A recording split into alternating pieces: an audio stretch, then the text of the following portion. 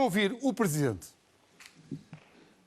Portugueses, no dia 6 de novembro de 2020, decretei o segundo e mais longo estado de emergência que hoje conhece aquela que desejaria que fosse a sua última renovação até às 23 horas e 59 minutos do próximo dia 30 de abril. Durante este segundo estado de emergência, o período mais difícil foi o que seguiu ao confinamento geral no dia 15 de janeiro. Mais de 5 meses de estado de emergência e quase 3 meses de confinamento geral. É certo que menos restritivo do que o de há um ano, mas mais intenso, até porque os números atingidos chegaram a colocar-nos na pior situação na Europa e depois no mundo. Agora que o desconfinamento deve seguir o seu curso de forma gradual e sensata, importa lembrar o óbvio. Primeiro, quando chamados ao heroísmo dos grandes desafios, como neste caso os da vida e da saúde, os portugueses respondem sempre com coragem e solidariedade.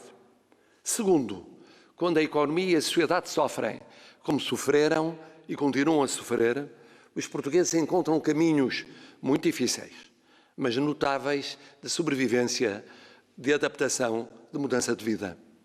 Terceiro, quando problemas de fornecimento e de avaliação de vacinas parecem, para alguns, obstáculos intransponíveis, a verdade é que cada vez mais vulneráveis dos mais vulneráveis estão já protegidos. E isso também ajuda a explicar a essencial redução e depois estabilização de internamentos, de cuidados intensivos e de mortos a que assistimos nas últimas semanas, mesmo com R e com o número de casos a subirem com a maior mobilidade social. Quarto, quando o desconfinamento cria a sensação de alívio definitivo, o caminho que se segue ainda vai ser muito trabalhoso. Antes do mais, vai dar trabalho na pandemia, sobretudo nas áreas em situação mais crítica, mas também na prudência exigida por todo o território, para evitar a subida nos números decisivos, que são, ao fim e ao cabo, os da pressão nas estruturas de saúde, números agora estabilizados. Depois, vai dar trabalho nos números da economia.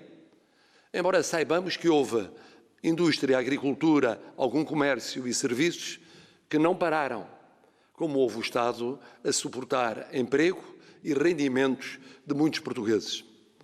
Mas mais complicado do que os números da economia é a situação das pessoas.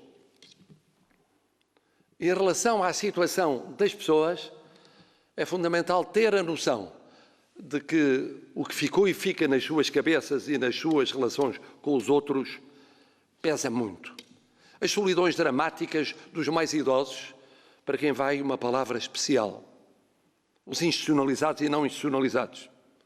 Agora que vacinados já podem receber visitas e sair.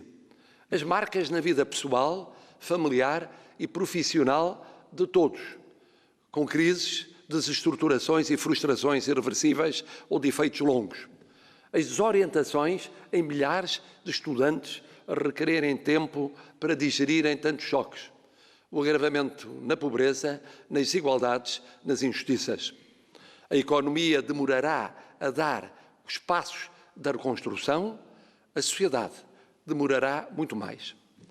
Se 2020 foi o ano da luta pela vida e pela saúde, 2021 terá de ser o ano do início da reconstrução social, sustentada e justa, em que não basta que as pessoas devam ser o centro da justiça, do direito, das finanças, da economia, da política.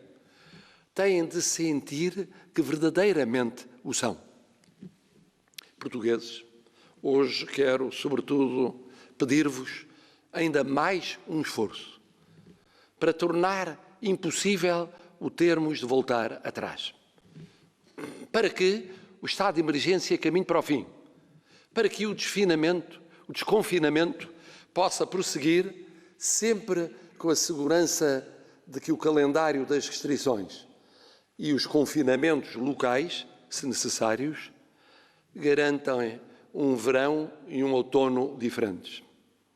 Estamos a entrar no que desejamos venha a ser o começo da ponta final do período mais difícil da nossa vida coletiva desde a gripe espanhola, em termos de saúde pública, com mais mortos do que na Grande Guerra ou nas lutas africanas de há 60 a 50 anos.